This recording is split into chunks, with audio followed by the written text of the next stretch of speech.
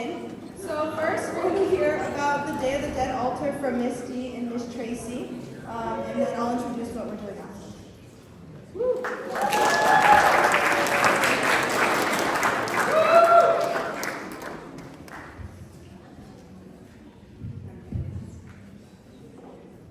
Good morning, everyone. So Miss Tracy and I are coming from schools where we have done school-wide Day of the Dead altars, or ofrendas. So for us, it was really important to bring this tradition to York this year. So has anybody been in the library yet today? Have you seen it? Awesome. Okay, so for those of you who don't know, a Day of the Dead altar is really created. It's part of the Day of the Dead celebration to honor loved ones who have passed away. So it's a really great way to celebrate those people and remember them, and just to take a moment to think about them during the month of really end of October and the beginning of November. So Miss Tracy and I are going to kick it off. So I brought in a couple pictures of my family members. So on my mother's side, these are the Kuriskis. So my great-grandmother, she is first generation from Wales, and her 2 children. And they all lived within 2 blocks of each other growing up, and I have lots of memories with them playing gin rummy, which is a card game. My grandmother was the grandmother who always had Werther's in her purse, and lots of sweet treats. And my great-uncle Tom was really like a grandfather because he raised my mother. So I have a lot of sweet memories with him. So if you'd like to add a picture, you can bring your picture and frame to the main office, and Miss Tracy or Miss Stephanie will label it just to make sure that you get it back when the celebration is over. And I said I wasn't going to cry, but I think I'm going to make it. But I want everyone to know that this is like, it is a happy holiday, even though Miss Tracy is up for crying. It's a very, oh my gosh, I just look at all your beautiful faces, and I just love you all so much. It makes me emotional.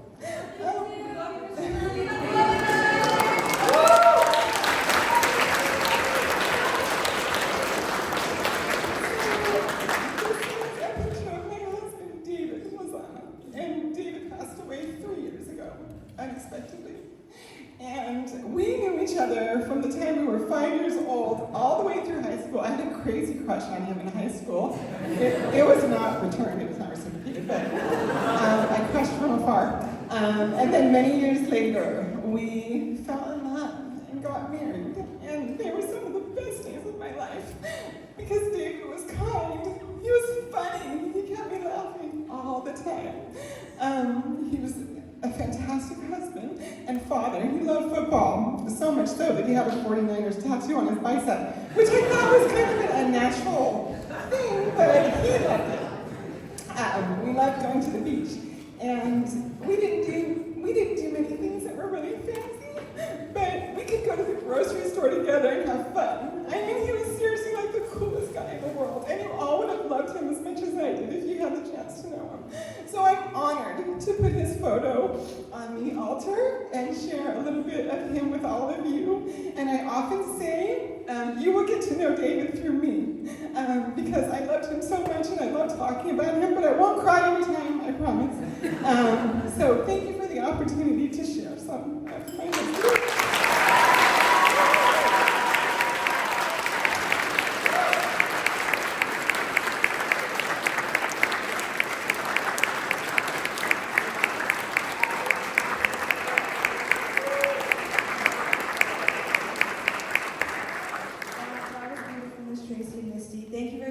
For bringing this to our community. Remember, you can honor someone in this way. It's just like a great way to remember them, to honor them, to celebrate them. So please, if you want to share someone you love and someone close to you, go to the library. So now we're going to transition into sports. So first we're going to hear from our fall sports. So we're going to hear from girls tennis and girls volleyball.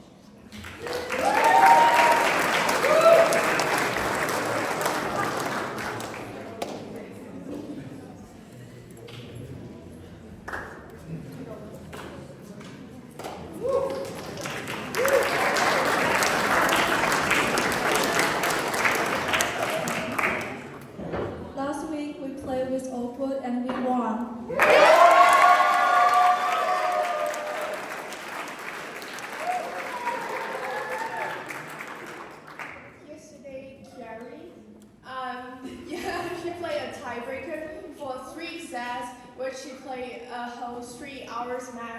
which is very, very strong.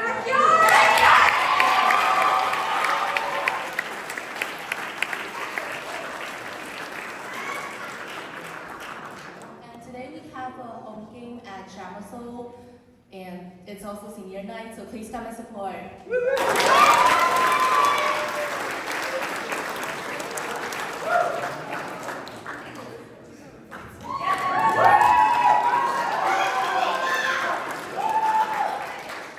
had our senior night on Tuesday and we won. We had a really great game yesterday, even though it wasn't the outcome that we wanted yesterday. It was so really great. But we only have 3 more games left, so we encourage everyone to come out. Tomorrow we have a game at Bahar Valley High School in Watsonville, and the times are at 3 and 4. So if you can come, please come and support us. And then next week we have an away game at Oakwood on Tuesday.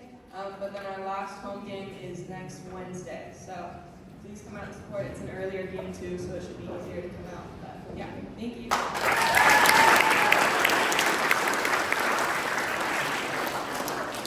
Now we're going to switch seasons. We're going to transition into Mr. Peters talking about winter sports and Jay-Z talking about winter health and fitness.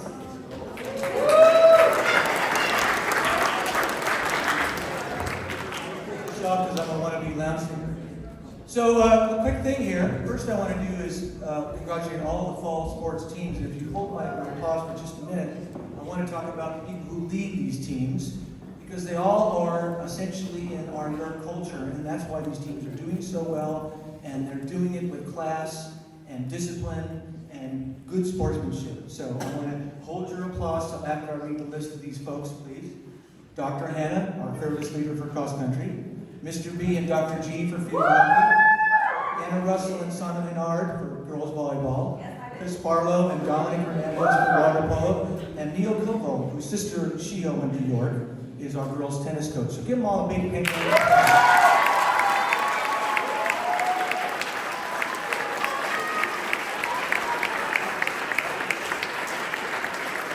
Really great stuff. We're very blessed to have these wonderful human beings leading our teams, I can tell you that. A winter sports sign up. Please sign up for boys and girls soccer and boys and girls basketball. We want athletes, as many as we can get. So sign up. And then one last little ditty for about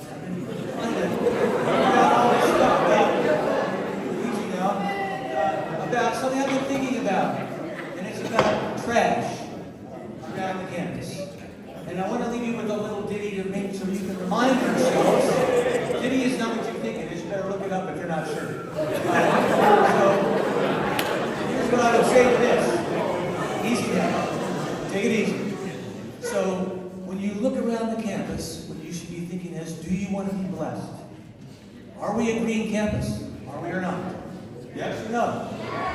So if we are, let's be blessed, let's clean up our mess. All right? There we go. There we go.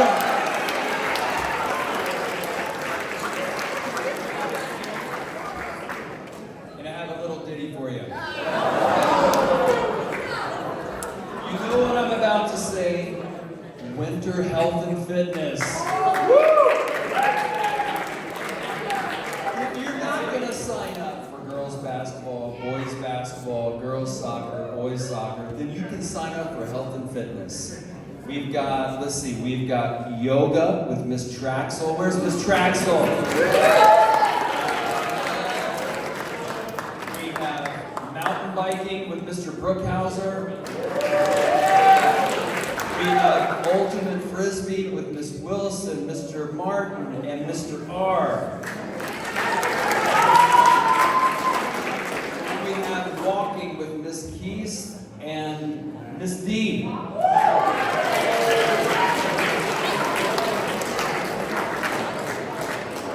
So I'm about to send, so sometime today I'll send the form out for health and fitness. It will be in tomorrow's Falcon. If you are not doing a sport, so soccer or basketball, please fill out that form, even if you're taking the season off.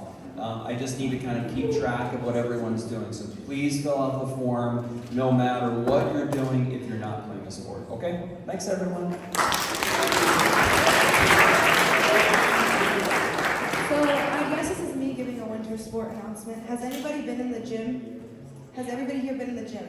Yeah. From the past 4 years, there's 2 girls soccer banners there. And we plan to get a 3rd one this year. So, if you want to be a part of that, you want to have fun, you want to kick the ball around, you want to push some people sometimes in a kind way, and you just want to spend some fun times with your teammates, I promise we don't bite, we're not scary. Please join girls soccer. So, now we're going to have an announcement from Almost Maine.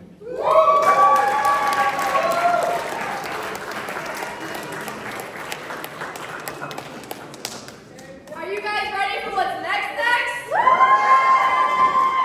Last 2 shows of Almost Maine! Saturday and Sunday, 2 matinees, that means they're at 3 o'clock. You guys should come out and support.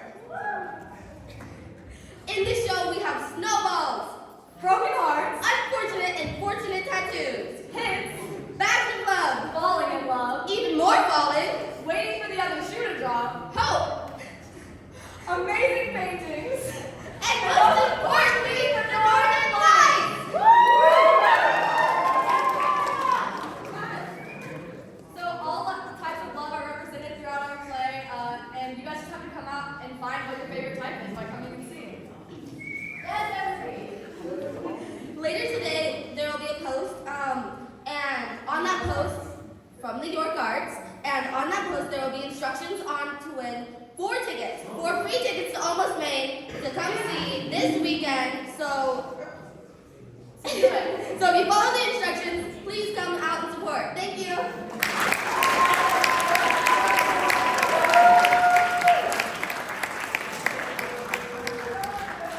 Now there will be a misinfo announcement. Today, there will be a misinfo event, student panel at 6 p.m. in the library. Navigating misinfo is really, really important, so little escape from that. Yes, that's it.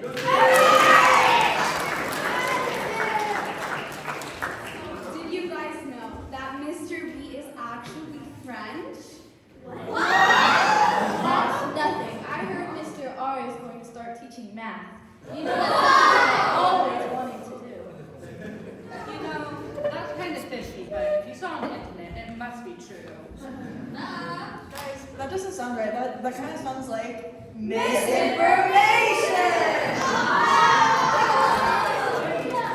as Justin said, we're going to be having a misinfo event today, and we have a student panel, we have a bunch of fun guests, and Dr. G, our amazing organizer, has put a lot of effort into this, so come support, come watch, it'll be super fun.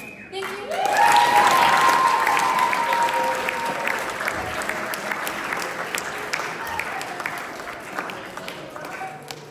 All right, we got featured Falcons today.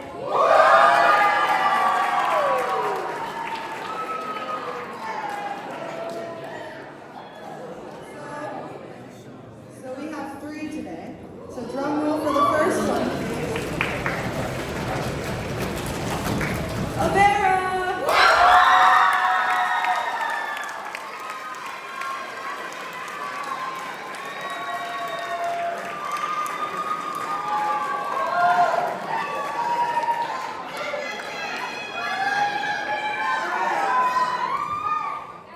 It says, I think everyone can agree that seeing her around is the best part of the day.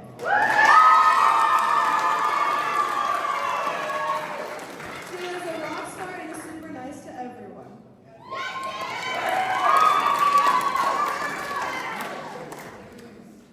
So this is a group. Drum roll. The water polo team.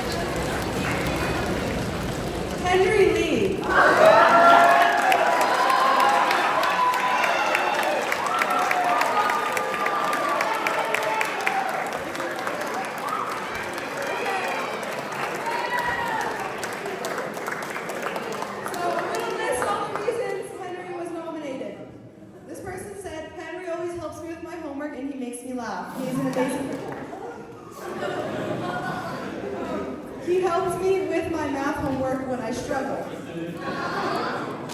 He is a great York representative as he helps everyone. He is helpful and helps with homework. So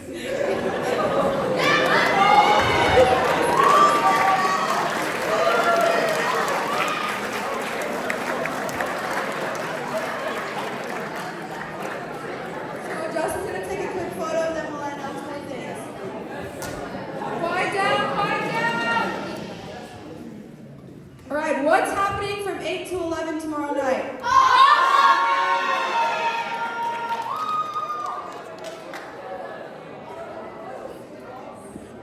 So, as you know, tomorrow's homecoming. It is from 8 to 11.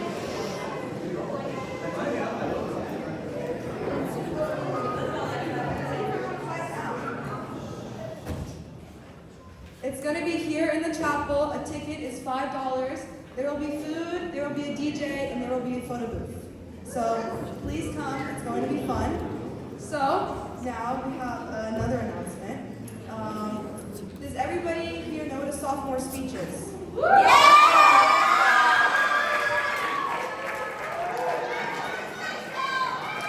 those of you who don't, a sophomore speech is obviously a sophomore says a speech, but they talk about something that either impacted their life, they feel that is very strong to them, their identity, their culture, something very powerful to them, and they share it with all of us, and we're lucky to hear that.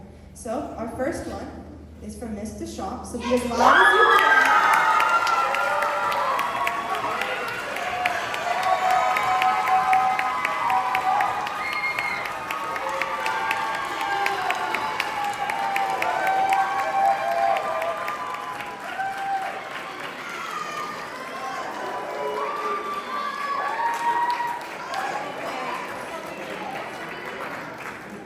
So I was asked to do this by Mr. Rubido because this is my sophomore year here. And of course it made me reflect on my sophomore year in high school, which was 1998, okay? And it may not surprise you to know that when I was in high school, my favorite class was English class, yes. Okay, it was English class. And I'd always loved reading and writing, so that's true. But what I've come to know is that our favorite classes are the ones led by our favorite people. And my English teacher sophomore year was Mrs. Schmidt. So among the many things I credit this woman for, she introduced me to Shakespeare. The real Shakespeare, okay? Dirty, weird, bloody, raw, right? And she believed that Shakespeare should be brought to life. So she took us to see a production of As You Like It in New York City. And it wasn't just any production, it was directed by her daughter, Erica Schmidt, who had just graduated from Vassar, and all her college friends were in it. And it was so cool that 23 years later, I would name my daughter Rosalind after the heroine in that play. So I think it's fair to say that it left an impression on me. Okay, one day, I'm starting to feel a little silly. You'll see why. Because one day, Mrs. Schmidt took everyone on a field trip to the Metropolitan Museum of Art, but I didn't go. I stayed back, and the reason was so stupid that I cannot share it with you. Like, it's kind of inappropriate. Oh! Don't make me share it with you.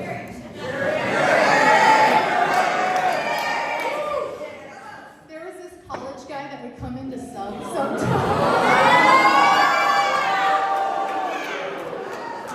He wasn't even the sub that day. He wasn't even the sub. It was some old lady, okay? And so the 3 or 4 of us that hung back, we had this assignment to do.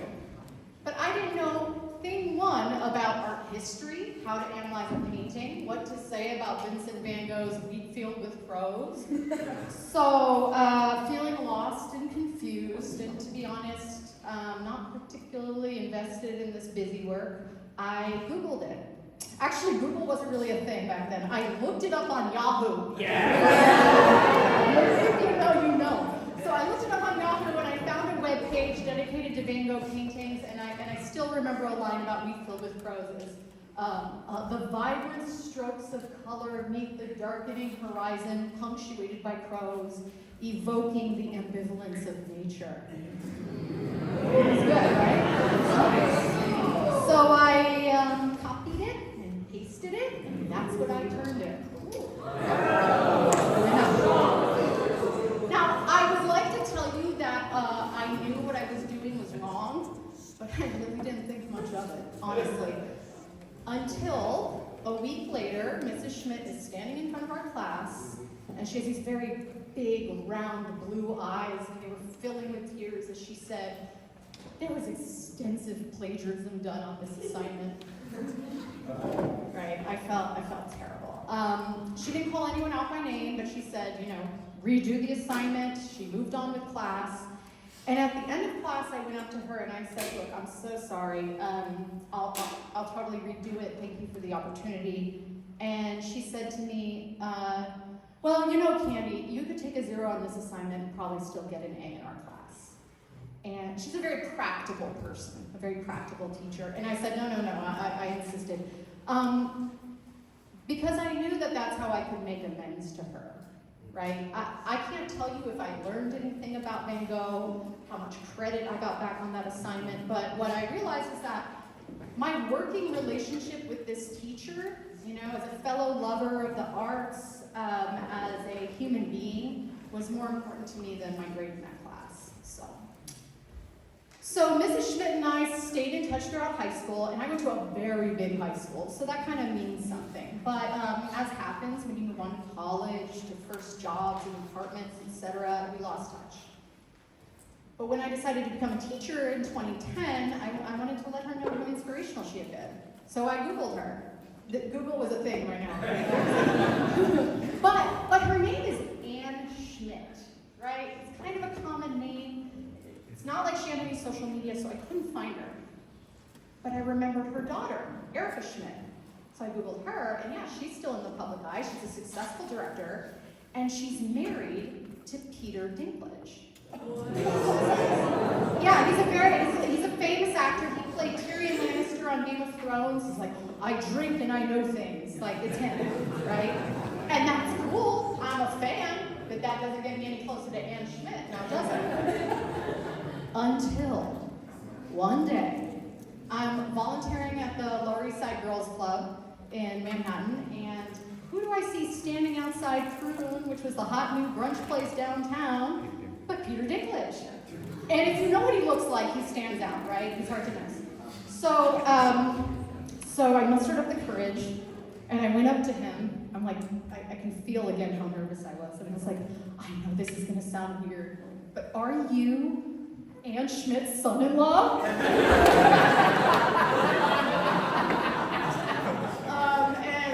By the end of our conversation, he's holding up a little slip of paper to me with my favorite high school teacher's cell phone number on it, and he says, "If she doesn't call you back, it's because she doesn't know how to use her phone."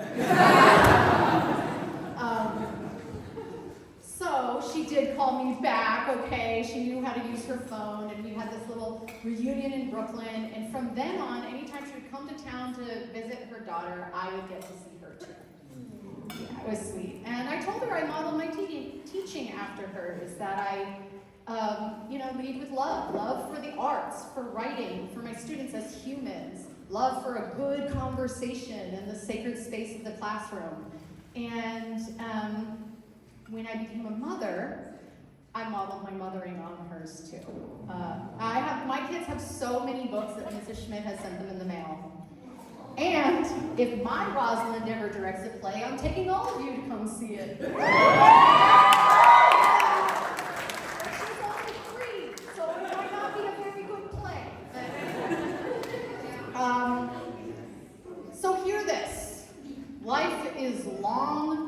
People come in and out of your life and back again in new ways. But imagine if I hadn't redone that Van Gogh assignment, right? Maybe I still would have gotten an A. But would I have gotten the email I got from Mrs. Schmidt just this past Monday when I sent her a draft of this very speech, and she used so many exclamation points that she said, "I know about the overuse of exclamation points, but sometimes they are called for."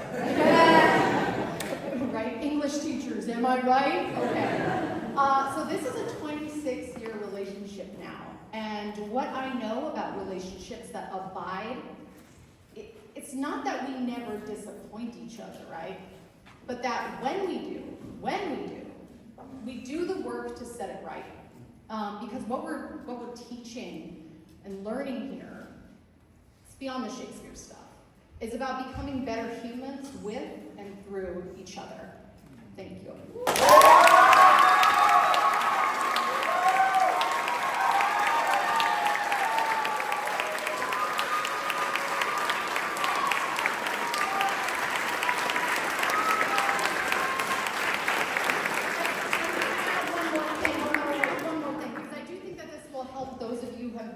Who are going through this process. And this was harder than I thought it would be, okay? I'm a writer, I'm a ham, and it was still hard. It took time. And someone that I'm a better human being with and through is Ms. Nielsen. She really helped me with the ending of this, which I quite struggled with. Thank you. And just Mr. Rubidoux in modeling this project and how, I witnessed how much time he puts into each of you, how much time you each put into it. And it's just, it's really a remarkable process. And I just really admire my colleagues so much, so much. They make me better, and you are all so lucky to have these English teachers.